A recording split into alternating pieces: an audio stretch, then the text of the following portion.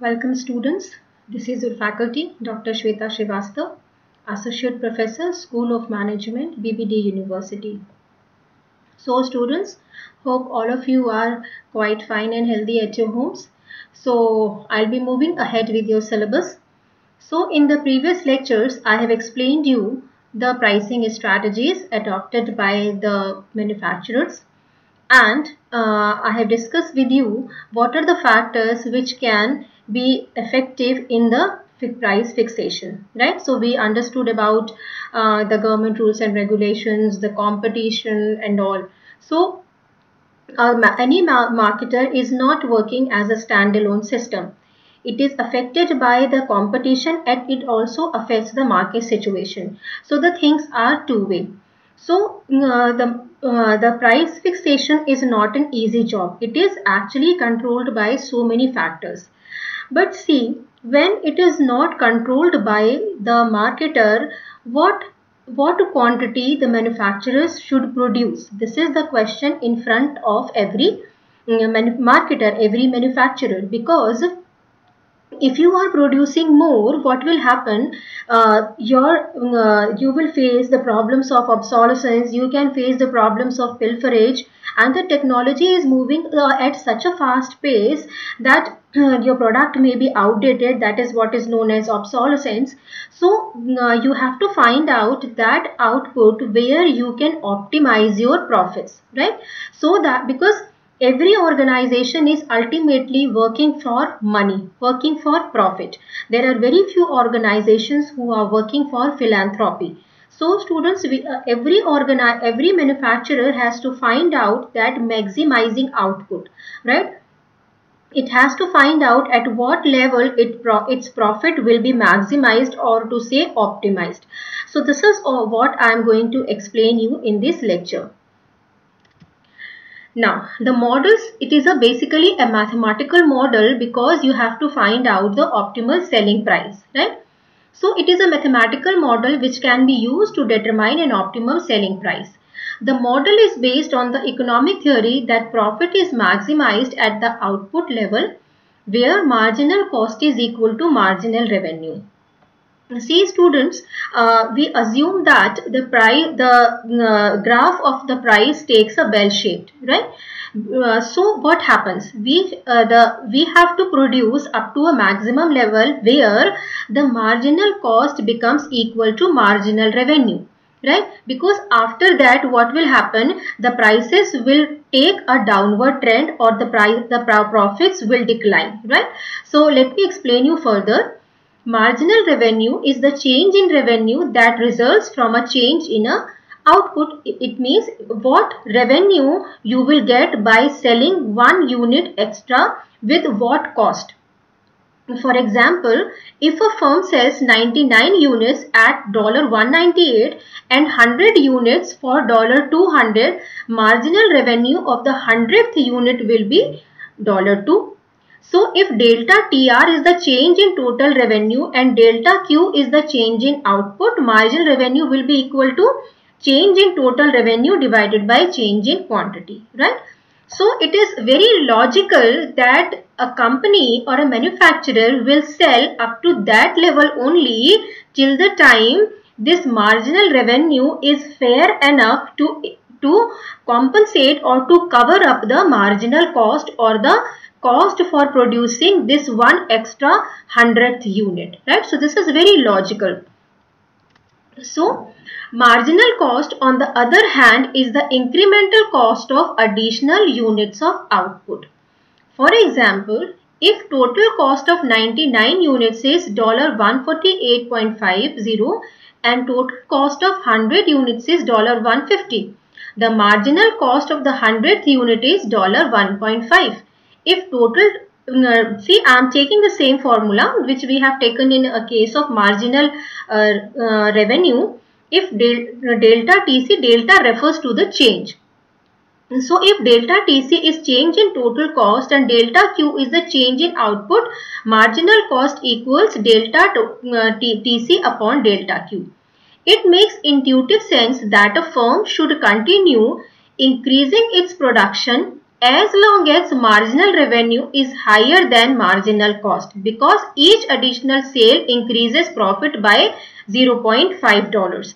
See, because $2 will be your incremental revenue and $1.5 will be your incremental cost. So if you are selling one extra unit, what you will get? You will get $0.5. So how long you are going to sell those extra units? Till the time this is either 0 or above 0, right? Because if it goes beyond 0, there is no point in selling more number of units. So at what point you will maximize? At what point you will reach to the peak of that bell-shaped curve? You will reach to the point where marginal revenue is equal to marginal cost.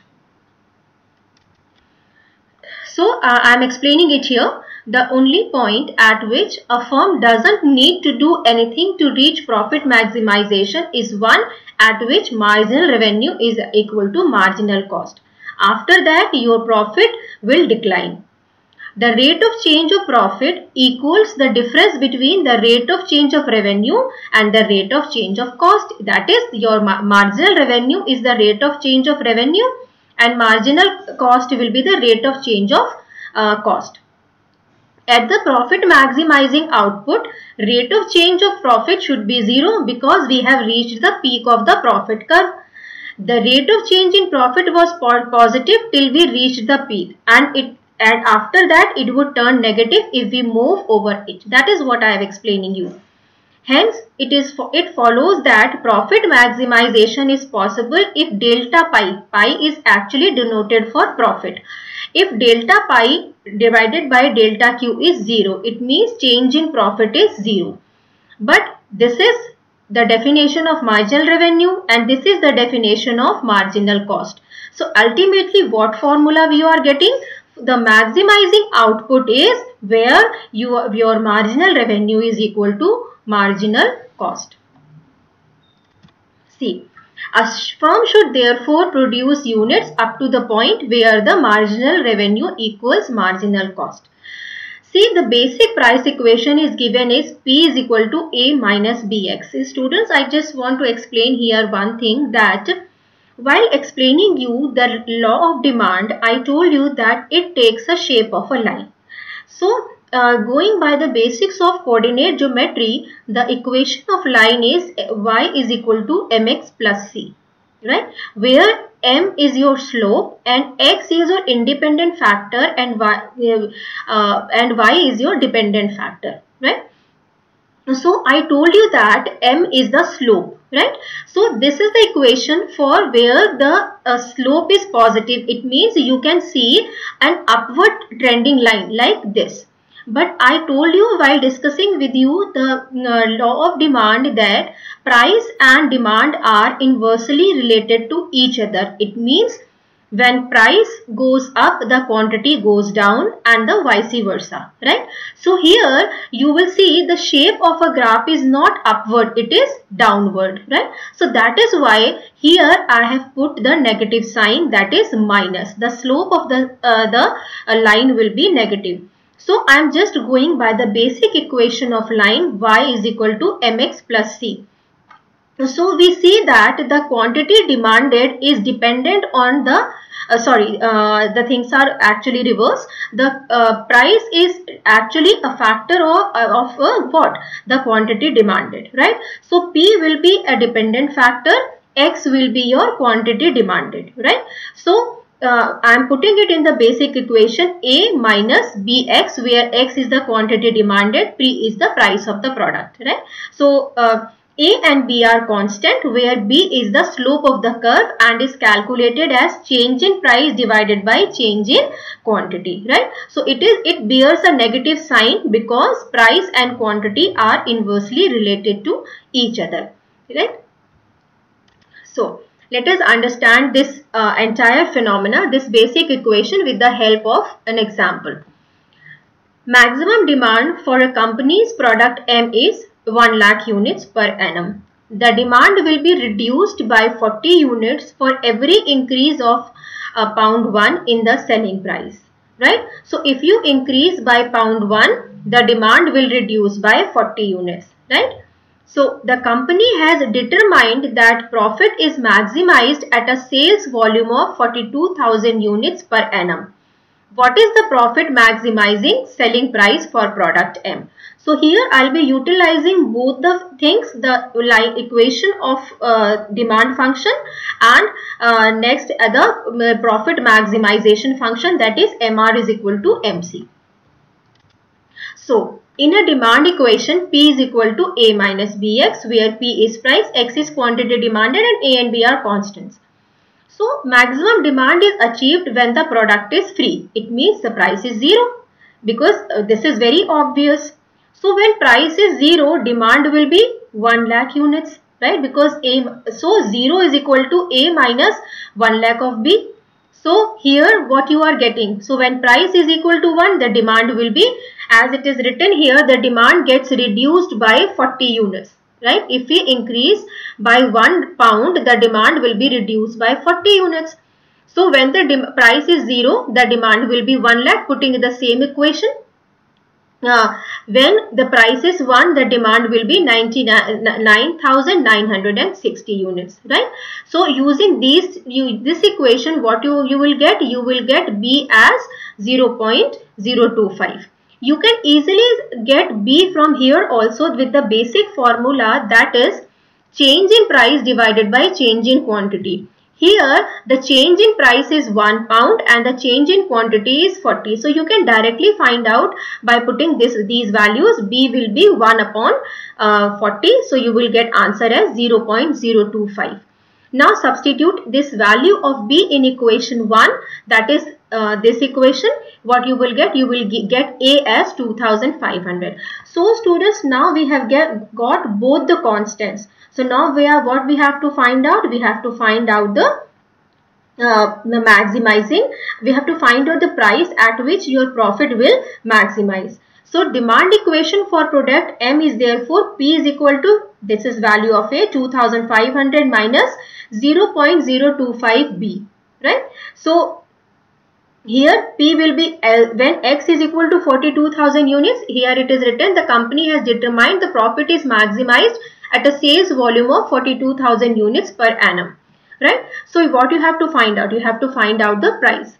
So P is equal to 2500 minus 0.025 multiplied by 42,000. So that will give you price as 1,450 pounds per unit. So this is the profit maximizing selling price which you can found out by using the equation of line, right? So here what we are trying to find out? We are trying to find out how quantity and price are related to each other, right? Now we have another product K that incurs a total cost of £10 per unit sold as follows, right? The cost structure is like this. So variable production cost is 4, variable selling cost is 2, fixed production cost is 3, fixed selling and administration cost is 1, the total cost is 10. The marginal revenue and demand functions for product K are MR is equal to 200 minus 0.4x, P is equal to 200 minus 0.2x, where P is equal to price, X is the quantity demanded per period. Now we have to find out what is the profit maximizing selling price of product K. Now see, marginal cost per unit of product K is variable cost per unit, that is £6. Now see students, let's look at here. This is the variable cost. Variable production cost is 4, variable selling cost is 2. So from here you can get the variable cost is £6, right? Profit is maximized when marginal cost is equal to marginal revenue. So marginal cost is 6 because it is only going to change. Your fixed cost does not change with the level of activity. So marginal cost will be 6. That will be equal to what? That will be equal to marginal revenue function, right? So 200 minus 0.4x. So that will give you X as 485. So when X is equal to 485, it means how much quantity? This is the profit optimizing output. So now we are putting it in the same basic equation. P is equal to A minus BX. We already know the value of A and B. So A is 200 minus 0.2B and as resultant you are getting 103. So pound 103 is the profit maximizing selling price, and what quantity you need to sell? You need to sell 485 units per period, right students? So this is how you can use this profit maximization model in finding out the optimal output and finding out the optimal price structure, right? But see, as it is said that no formula, no function is foolproof. So it also carries certain limitations. So now lastly, let us understand what are the limitations of this profit maximization model. It is unlikely that organizations will be able to determine the demand function for their products or services with any degree of accuracy. See students, these are the times of competition. These are the times of customization. You never know what technology will come up at what time. So it is very difficult and almost impossible to find out the demand function, because the competition, technology, governments and rules and regulations are changing the environment every now and then. So in case of such turbulences, in case of such type of uncertainties, it is very difficult to find out your demand function. And if you are not able to find out, calculate your demand function, you cannot find out the your prices, your optimal output, and thereby the optimal price, right? The majority of organizations aim to achieve a target profit rather than the theoretical maximum profit, right? See, students, you should understand that gone are the times of maximization. These are the times of optimization. So this is generally the process has become backward. So instead of finding out the maximum profit, what the manufacturers are doing, they are working backward. They set the target and then they move back. What should be the cost, what should be the selling price, what should be the cost, and when you set the target cost, you have to design the product in such a way so that you cannot cross the target cost, right? So target cost, students, I'll be explaining you in the 4th unit. So nowadays when the customization is going on, when you do not have so much of liberty to change your selling price, what you can do, you cannot achieve that theoretical maximum profit. You have to either optimize the profit or you can set a target profit. So this type of is not very well applicable in the present scenario. Determining an accurate and reliable figure for marginal or variable cost poses difficulties for the management accountant. See, I told you that calculation of variable cost is also difficult, because sometimes you feel that labor is a variable cost. But if the union is working, it has a bargaining power, and if you have certain government rules and regulations act, even the labor cost becomes your fixed cost, because you cannot change the rate of labor every now and then. So it is very difficult to find out the reliable variable cost. Unit marginal costs are likely to vary depending on the quantity sold. Sometimes what do? We provide bulk discounts to reduce the unit materials cost for higher output levels. We provide bulk discounts to our customers. So what happens in case of unit marginal cost gets decreased, because you are compromising with the price so as to take the advantage of bulk selling. In other factors also, price will affect the demand. For example, the level of advertising or changes in the income of customers and all. See, we have to understand that it is not the price which can only affect the demand. There are so many factors, the level of advertising, the changes in the income of customer, the rules and regulations and all. So this model takes into consideration only price. That it means it is the only price which can control the demand of a product. So which is rarely true. The customer is even ready to pay higher prices if it is getting value for money. Sometimes the situations become, the advertisement is so appealing that generally people go for that product, right? So there are so many factors which can affect the quantity demanded. So students, as I told you that although this model has so many limitations, but it can always give you a base as to what much output should be produced and what should be the price. So students, I hope you have understood this model, that the profit will be maximized at a level where marginal cost is equal to marginal revenue.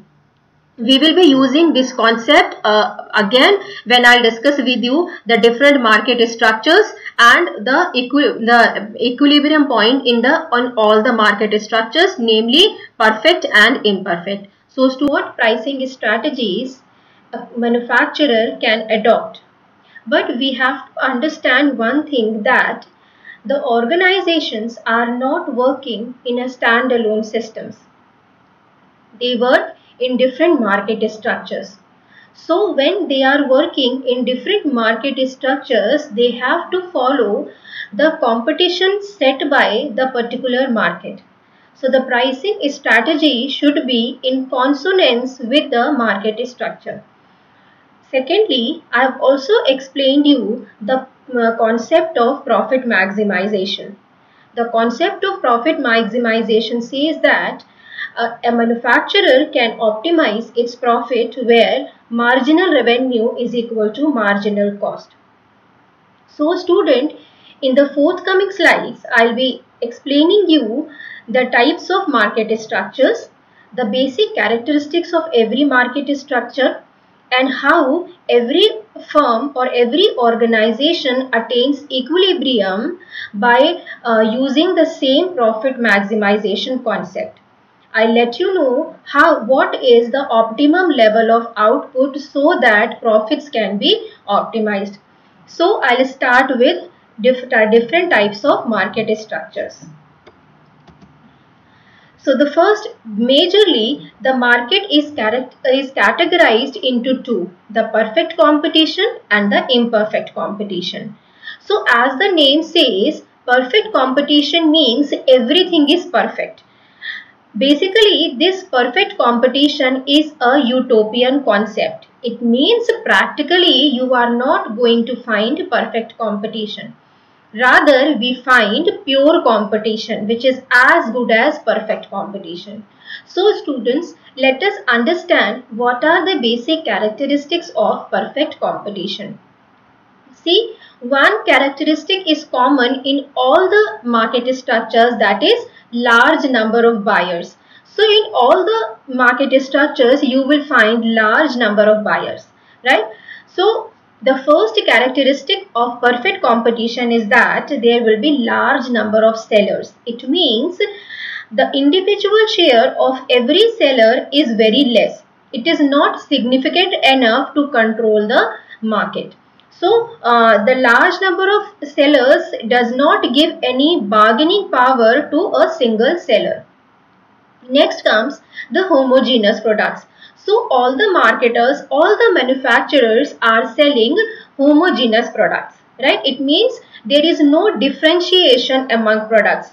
A customer can buy a product from company A or from company B or firm X or firm Y. The customer will not find any difference. For him, the buying from any of the firm is indifferent.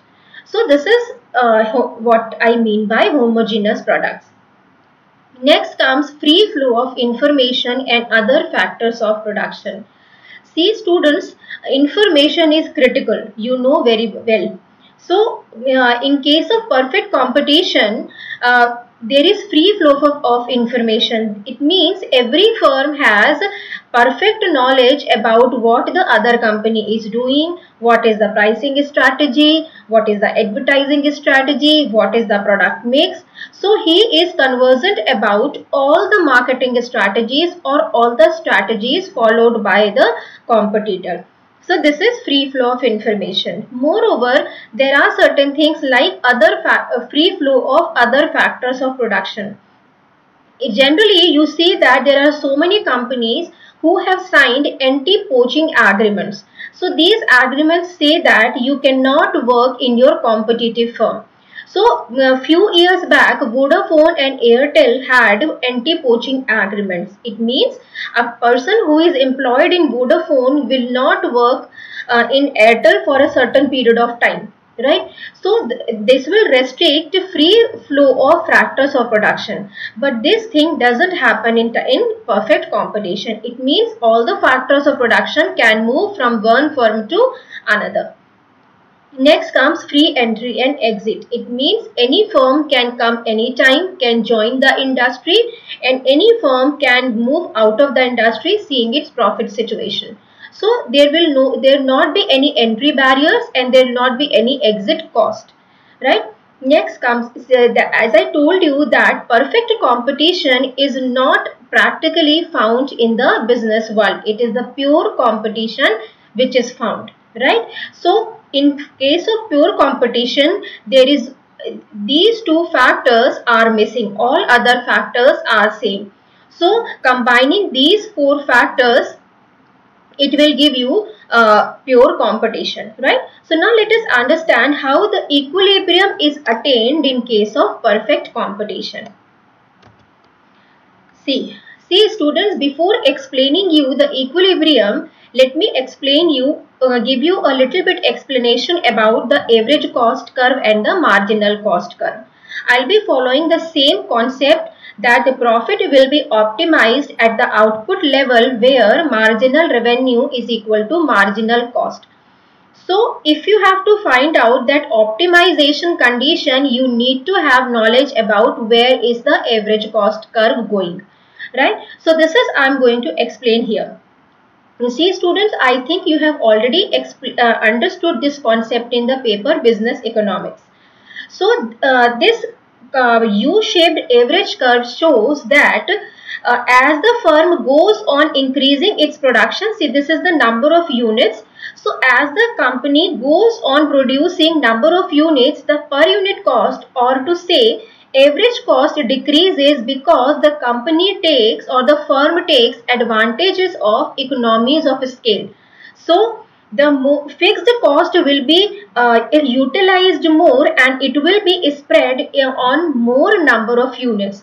So that will result into reduced per unit cost. That is what we mean by average cost.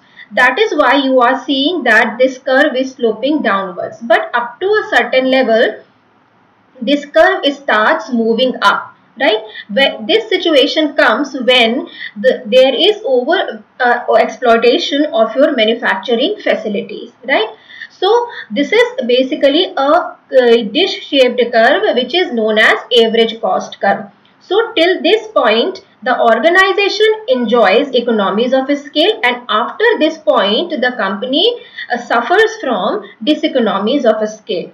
The same shape is assumed by marginal cost, but it is little bit steeper because it only covers the change in the incremental quantity, right? So it is quite steeper as compared to average cost curve, right? So now let us understand the concept of equilibrium or equally optimized profit.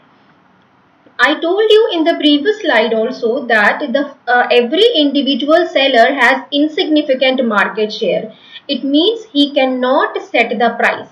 The share is so small that the firm rarely carries a bargaining power.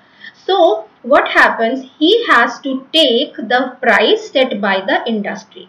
So this is the price, equilibrium price, which is set by the demand and supply situation. This is your supply curve, this is your demand curve. So at this point of intersection, equilibrium price is set. So this price is accepted by this individual firm. This is the graph of the industry and this is the graph of the firm. So this price is taken by this individual firm. Since the individual firm is required to sell every quantity at the uniform price, what will happen? The marginal revenue curve and the average revenue curve will be same and will be of straight line, right? Because it is not changing. We are selling at uniform price, same price, right? So this line will be your equilibrium price, your average revenue and marginal revenue, right? So this is the average cost curve and this is the marginal cost curve. So taking the optimization condition, the optimization condition says that the output optimizes at where marginal revenue is equal to marginal cost. So at this point, marginal revenue curve is coinciding with the marginal cost curve. So this will be the if I draw a vertical line at the x-axis, this is the optimized quantity. It means Q is the quantity at which your the profit of this firm will be optimized. So let us find out the profit. So you can see that we know that average revenue is equal to total revenue divided by total quantity, right? So by cross multiplying, what we'll get, average total revenue is equal to average revenue multiplied by quantity, right? Simple formula. Similarly, total cost is equal to average cost average cost is equal to total cost divided by total quantity. So again, by cross multiplication, what you will find, total cost is equal to average cost multiplied by quantity. So if I look at here, you can see that this is the average revenue line. This is this quantity from O to AR is your average revenue, and O to QE is your quantity. So if we take the area of this rectangle, what will happen? We'll find the total revenue, that is average revenue multiplied by optimized quantity. That is nothing. This is length, this is breadth. So this is the area of this rectangle OAR. Say suppose this is E and QE, right? So this is the area of this rectangle. Similarly, we'll find the total cost. Total cost will be OAC multiplied by OQE. That will again be the area of this rectangle. So total profit is equal to total revenue minus total cost. So this is your total revenue and this is your total cost. So this will be your remaining profit, right? So and with at what level? QE will be the optimum level of output, right? So I have further explained in a separate slide. This is how the things go, right? So as you can see that OCEB is the total revenue. Similarly, OADB will be the total cost. So total profit is total revenue minus total cost, and this is the area of CEDA. So this is your economic profit, right students? So this is how the firm optimizes in the perfect competition situation. Now let us understand what happens in imperfect competition. So imperfect competition, it means we are devoid of all such conditions which takes place in perfect competition, right? So we have three types of imperfect market structures. One is monopoly, another is oligopoly, third is monopolistic. So I have arranged these names in a serial order with increasing number of players, right?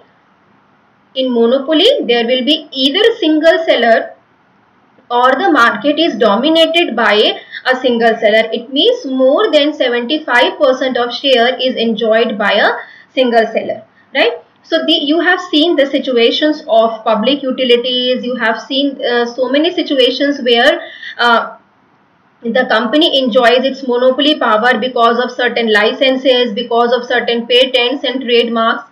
So here the major share is obtained by a single seller.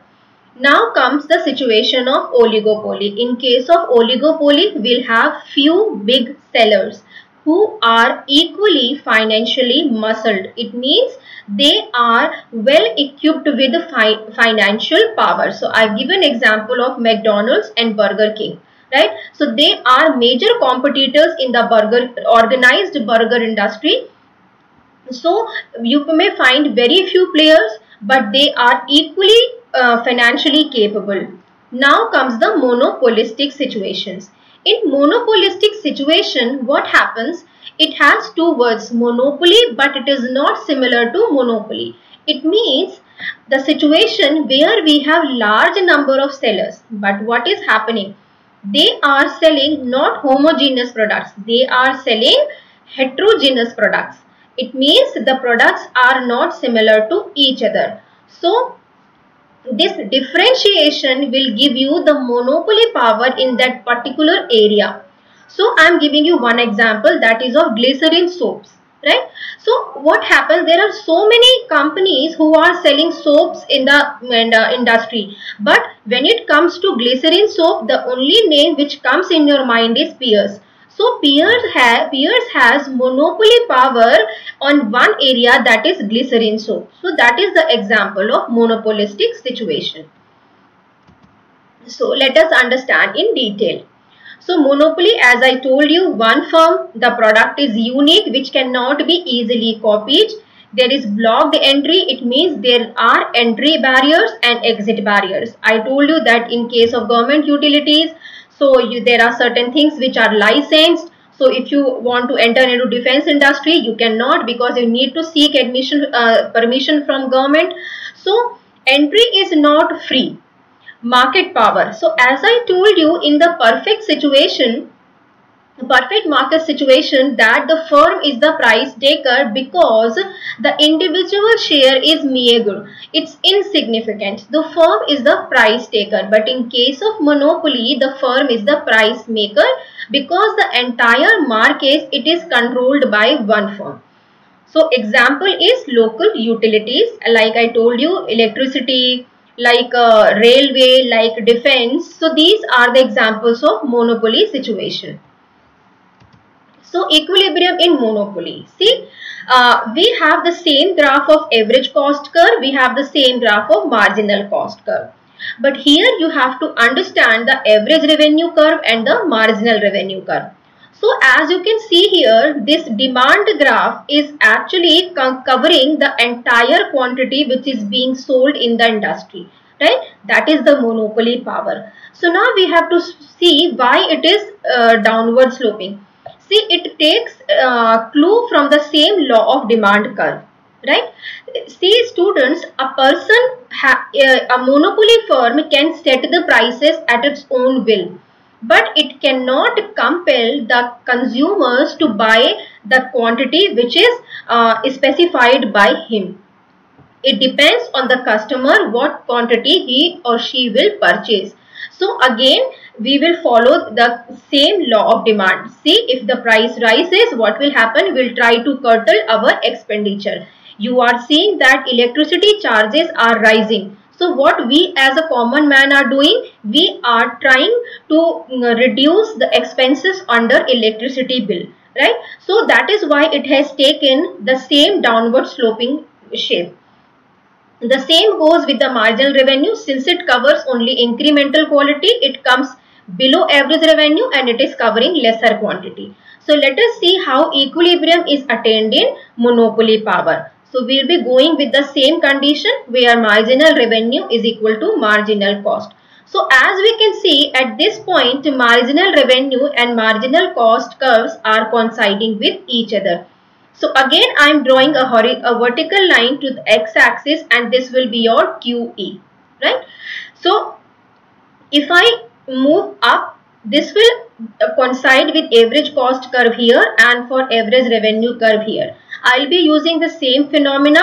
So this will be your total cost and this will be your total revenue. So subtracting total revenue with total cost, you will get the profit as this. This is the red area where the profit is found out, right? So this is how the equilibrium can be attained in monopoly situation.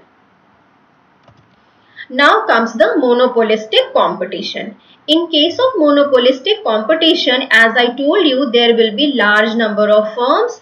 They are similar but selling differentiated products. There will be low barriers to entry. So the market power is limited to that differentiation. It is the monopolistic firm cannot enjoy the coverage of whole market, but the monopoly power is restricted to that particular area where the firm has its differentiation. As I told you, the example of Pears, right? Now comes the oligopoly situation.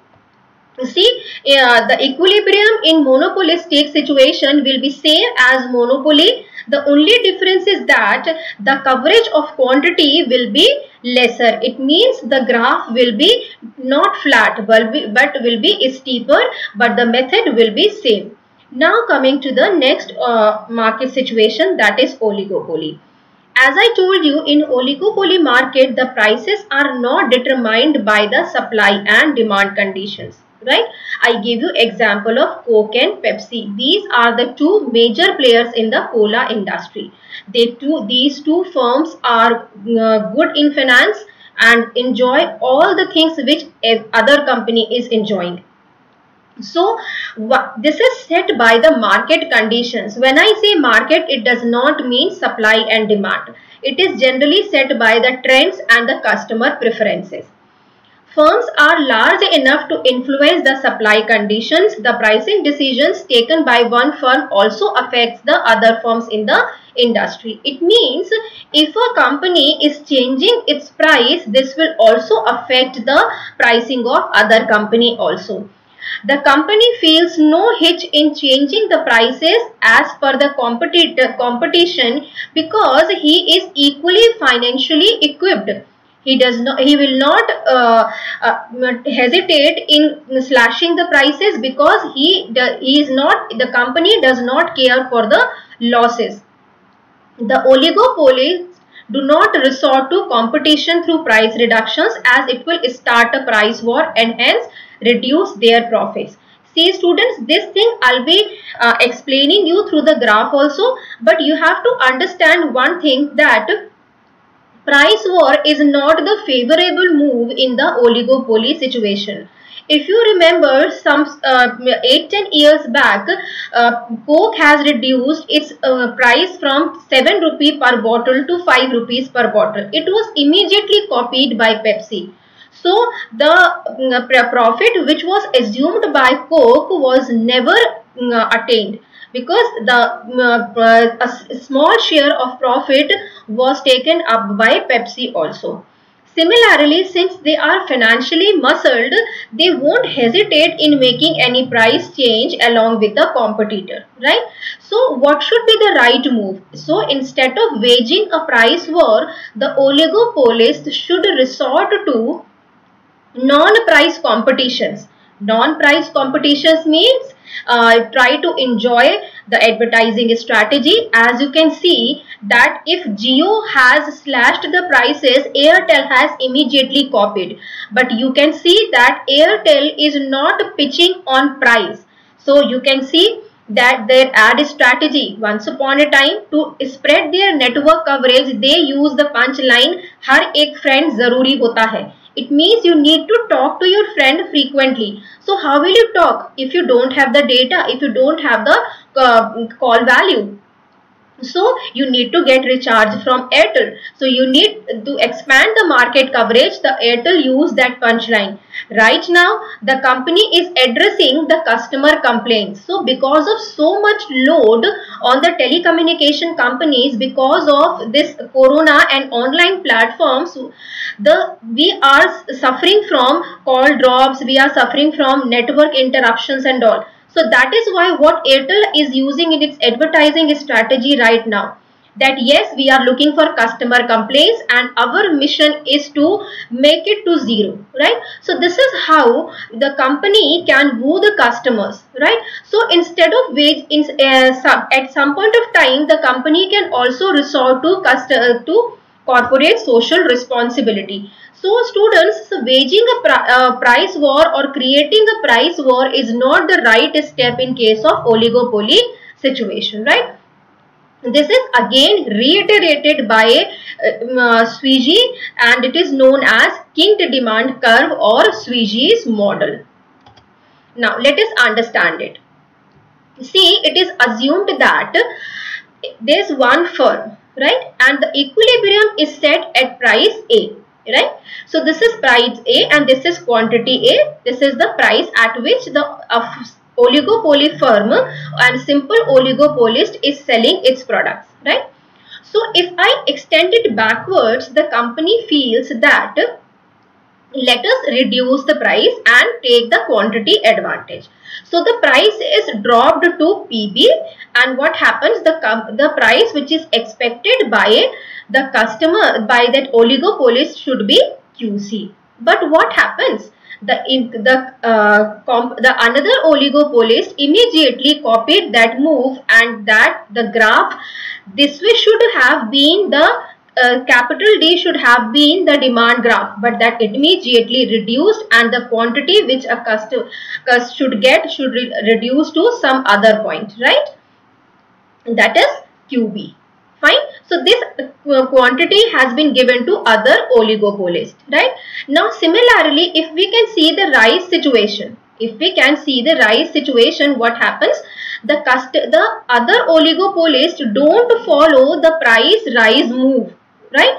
So that is why we are seeing a kink here. So this part of graph goes to the price rise part, and this part of the demand curve goes to the price decrease part. So you can see the behavior of your competitor is not same. He is copying your price reduction move, but he is not copying your price rise move. So the quantity which you have assumed lost will be much more higher. That is, you have imagined the some loss, but the loss is much high. That is the shift from QA to QB, because now the competitors are not following the same demand graph. Your demand graph has taken the shape of this graph, right? So in all the situations, whether you are increasing the price, you will not, the loss will be high. Whether you are decreasing the price, you will not gain the desired profit. So there is no point in playing with the price. The better step is to maintain the price, that is PA, and go ahead with that. If you want to increase your market share, if you want to increase your customer level, you should go for some other strategies that I told you right away. Go for corporate social responsibilities, what the companies like Coca-Cola and Pepsi are doing. They are good in public relation. They are sponsoring so many cricket events, because cricket is one thing which is the pulse of our country. So what is happening? They are not playing with the price. Coca-Cola has once taken the taste of this price war. So they have taken it as a lesson, and now they are never indulging in this price game.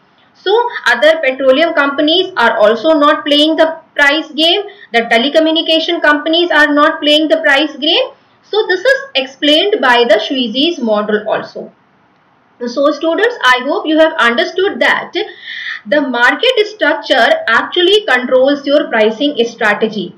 The pricing strategy is different for perfect competition, because you are selling homogeneous product. So if you are buying, the examples are the agricultural industry and the stock market. There is no difference in the products you are purchasing. So the customer is indifferent in buying from any of the security broking firm, be it Religare or be it Karvy, right? So in that case, the prices are set by the demand and supply situation. You cannot set the prices, right?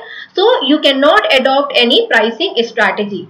But when it comes to imperfect competition, in case of monopoly, you can set the prices. In case of monopolistic, again, you have certain leverage to set the prices, because you enjoy monopoly in certain area. But when it comes to oligopoly, you cannot play with the prices, right? So I hope students, the things are clear. So thank you for this, and have a nice time.